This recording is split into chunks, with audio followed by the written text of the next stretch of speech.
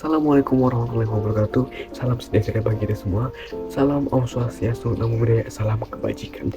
Halo semuanya, perkenalkan nama saya Muhammad Asy'ari dengan NIM 2310 1162 1001 dari Prodi Pendidikan Bahasa dan Sastra Indonesia, kelas A1 angkatan 2023. Tujuan saya dalam pembuatan video ini adalah untuk memenuhi tugas mata kuliah Linguistik Umum yang diampu oleh dosen Ibu Nur Cahaya. Baik, kita akan lanjut ke pemaparan materi. Seperti yang kita tahu, tataran bahasa terbagi menjadi beberapa bagian. Di antaranya ada fonologi, morfologi, sintaksis, wacana, semantik, dan pragmatik.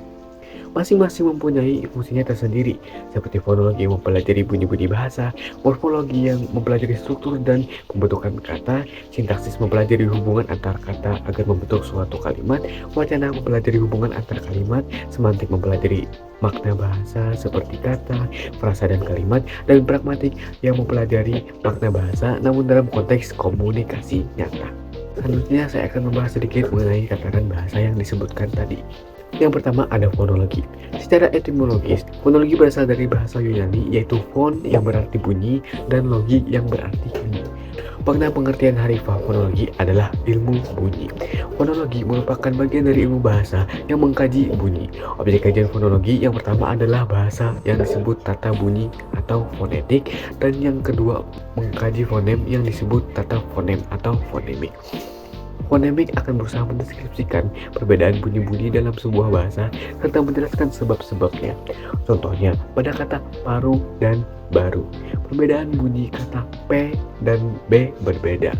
Sedangkan fonemik mendeskripsikan perbedaan bunyi yang menyebabkan perbedaan makna. Contohnya pada kata paru dan baru, perbedaan bunyi itu menyebabkan perbedaan makna.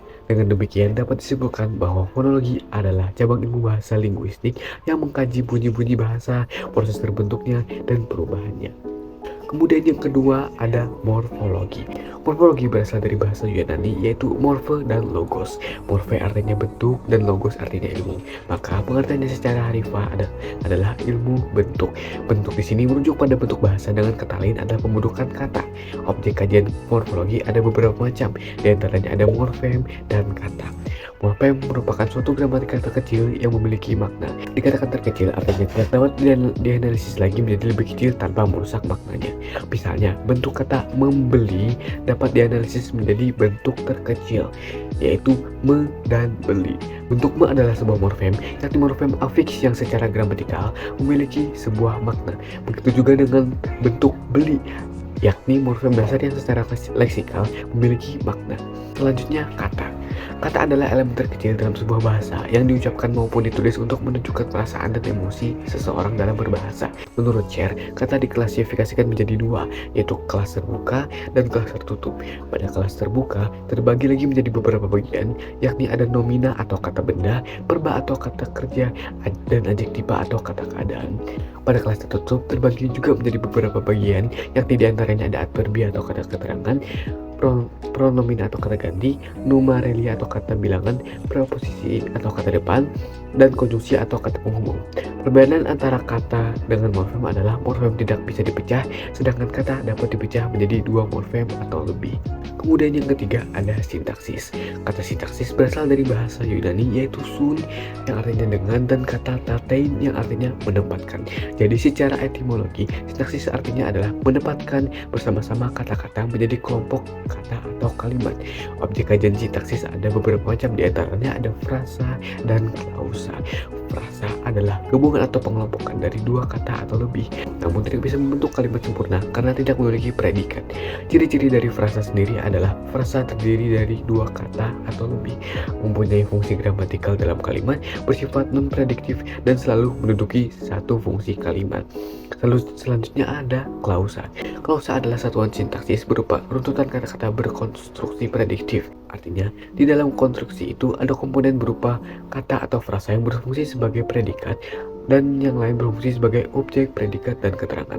Klausa berpotensi untuk jadi kalimat karena di dalamnya sudah ada fungsi sintaksis wajib, yaitu subjek dan predikat.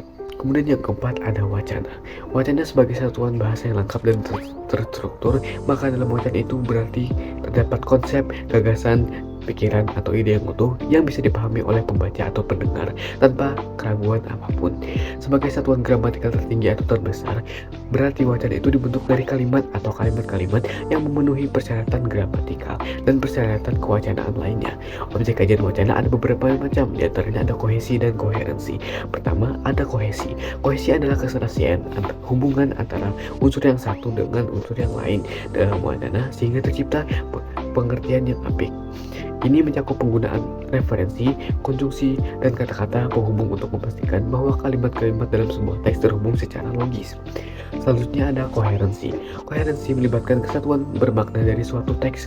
Koherensi menekankan bagaimana ide-ide dan informasi disusun untuk membentuk teks yang utuh dan dapat dipahami.